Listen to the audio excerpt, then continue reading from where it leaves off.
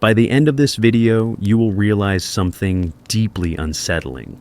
That the God you've been searching for your entire life was never outside you to begin with. Not above you, not beyond you, not waiting to be reached.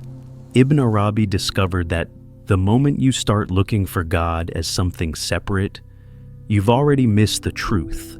Because what you're searching for is the very awareness doing the searching.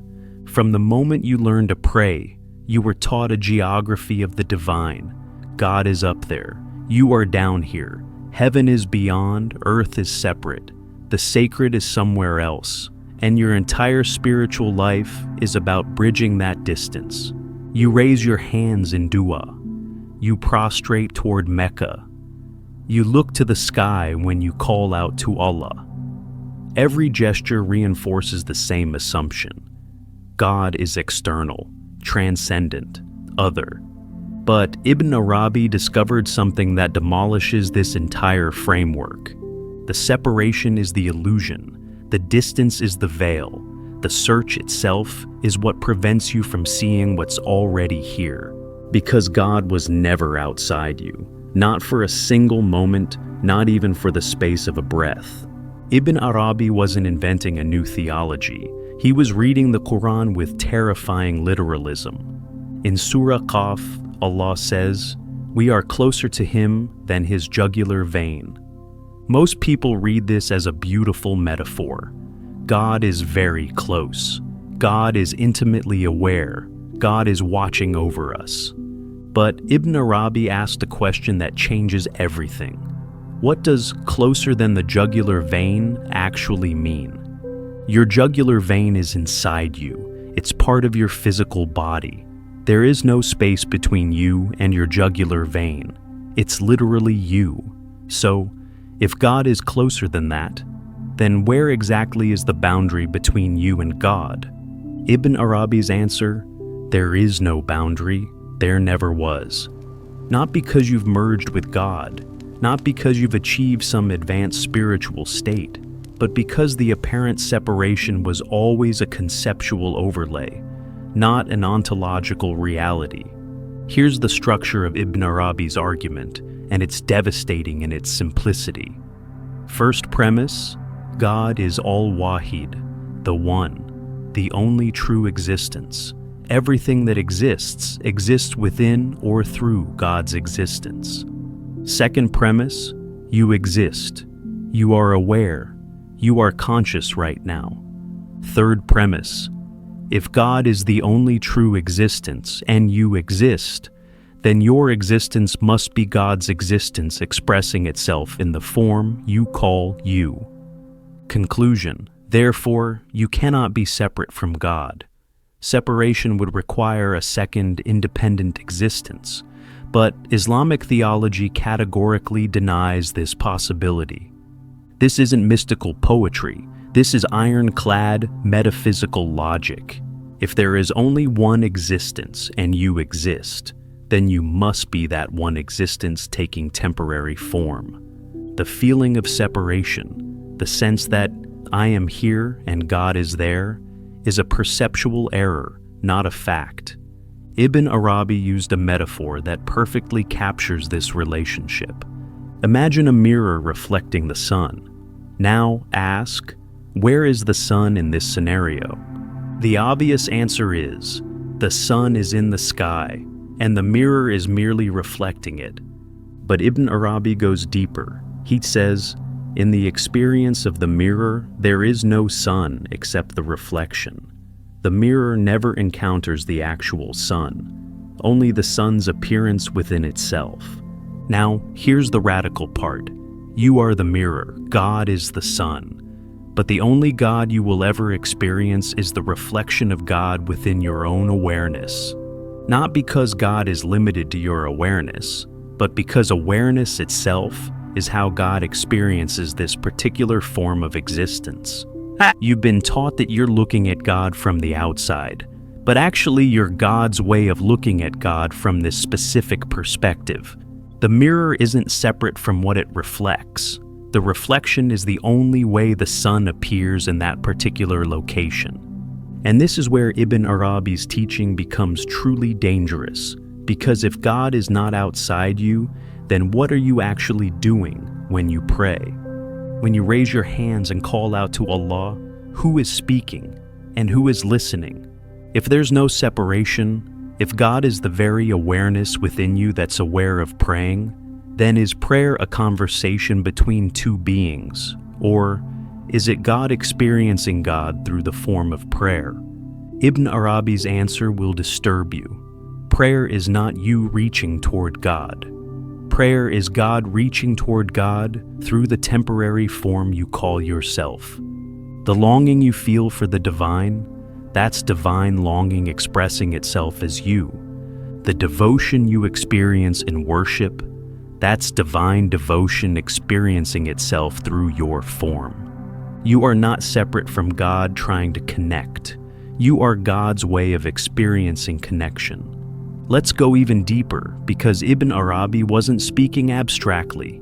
He was pointing to something you can verify right now. Stop for a moment and notice.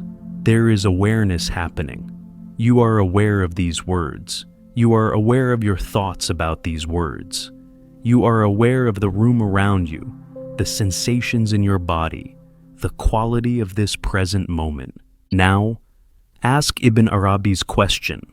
What is this awareness? Not what does awareness belong to, not who is aware, but what is the nature of awareness itself?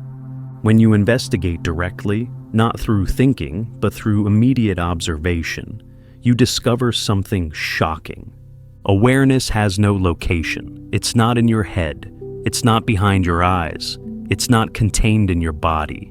Awareness is the space in which all experience appears. Your body appears in awareness. Your thoughts appear in awareness. Even the sense of being you appears in awareness. And this awareness, this primary irreducible presence that witnesses everything, is what Ibn Arabi identified as the divine presence itself. Not your personal awareness, not a soul separate from God, but God's own awareness, temporarily experiencing itself through the form you call your life. Ibn Arabi had a teaching called Nafas ar-Rahman, the breath of the merciful. He said that all of creation is God's exhalation. Every form, every being, every moment of existence is God breathing out. And here's what makes this teaching profound. A breath is not separate from the one breathing. When you exhale, the breath that leaves your body is still you. It's your air, your life force, your presence extending into space. In the same way, Ibn Arabi said, "You are God's breath, not a creation separate from the Creator, but the Creator's own presence extending into the form of your experience. The breath is not other than the breather. The creation is not other than the Creator. This is why the Quran says God breathed His Spirit into Adam, not a spirit separate from God, but God's own presence animating this human form. You are not a soul trying to reach God. You are God's breath, trying to remember it was never separate from the breathing." What's fascinating is that contemporary consciousness research is arriving at conclusions remarkably similar to Ibn Arabi's insights. Neuroscientists and philosophers studying the hard problem of consciousness have discovered something strange. Consciousness cannot be reduced to physical processes. You can map every neuron, every chemical reaction, every electrical pattern in the brain, but none of these physical processes explain the subjective experience of being aware. This has led some scientists to propose what they call panpsychism, the idea that consciousness is not produced by matter, but is the fundamental ground of reality itself. Matter appears within consciousness, not the other way around. This is exactly what Ibn Arabi was saying 8 centuries ago. Awareness is not a byproduct of your brain. Your brain is an appearance within awareness. And that awareness, the primary irreducible fact of experience, is what Ibn Arabi identified as divine presence. So what happens when you truly see this, when you realize that God was never outside you? Ibn Arabi said something remarkable. The spiritual path doesn't disappear, it transforms. You still pray, but not to reach something distant. You pray because prayer is what divine presence is doing in this moment through your form. You still seek, but not to find something you lack. You seek because seeking is how the divine explores itself through the experience of apparent separation. You still worship, but not to please an external deity. You worship because worship is the divine celebrating its own existence through the form of devotion. The practices remain, the devotion remains, the reverence remains. What disappears is the exhausting fiction that you're separate from what you're devoted to. Ibn Arabi called this teaching wahdat al-wujud, the unity of existence. Not unity in the sense that separate things come together, but unity in the sense that there were never separate things to begin with. There is only one existence expressing itself through infinite forms, and you are one of those forms, not separate from the one, but the one experiencing itself as the temporary appearance of individuality. This doesn't mean you disappear. Your personality, your choices, your unique perspective, all of this remains. What disappears is the illusion that this personality exists independently, separate from the whole. You're like a wave in the ocean. The wave has a unique shape, a unique movement, a unique moment of existence, but it was never, for a single instant, separate from the ocean. The wave is just ocean, temporarily taking the form of a wave. Let's bring this into lived reality, because Ibn Arabi wasn't teaching abstract philosophy. He was pointing to a transformation in how you exist moment to moment. When you see that God is not outside you, three profound shifts occur. First, spiritual loneliness dissolves. You're never truly alone because the very awareness you are is divine presence. Even in the darkest moment, you are held within the awareness that is God experiencing that darkness. Second, guilt transforms.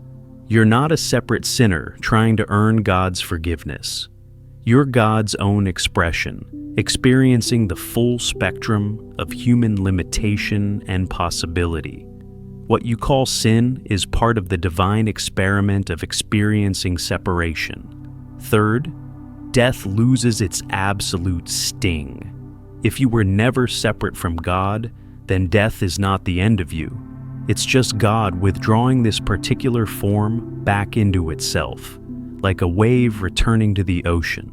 Ibn Arabi left us with a simple invitation that contains his entire teaching. He said, "Stop looking for God outside yourself. The one who is looking is the one you're looking for." Not as a metaphor, not as a comforting idea, but as the actual structure of reality. The awareness that is reading these words right now, that is divine presence. The consciousness that is understanding, questioning, doubting, that is God experiencing this moment through your particular form. You were never separate. The search itself was God seeking God. The longing was God longing for God. The prayer was God praying to God. And the moment you see this, really see it, not as a concept, but as the living truth of your experience, the search ends, not because you've found God somewhere else, but because you've recognized that the searcher and the sought were never two things. Ibn Arabi paid a heavy price for this teaching. He was accused of heresy. His books were burned. Scholars debated for centuries whether his insights were divine revelation or dangerous delusion. But he never wavered. Because he wasn't sharing a belief system, he was pointing to what he saw directly, that the separation between creator and creation is the only illusion, and the unity is the only truth. God was never outside you, not above you in heaven, not beyond you in some transcendent realm, not waiting for you to be good enough, pure enough, enlightened enough. The divine is the awareness that is aware of this very moment, the consciousness that is conscious right now, the presence that has never for an instant been absent. You are not separate from God trying to reconnect. You are God's way of experiencing this particular slice of existence. And the moment you stop looking elsewhere and recognize what's already here, the search that was never necessary finally ends. Because there was never anywhere to arrive. You were always home.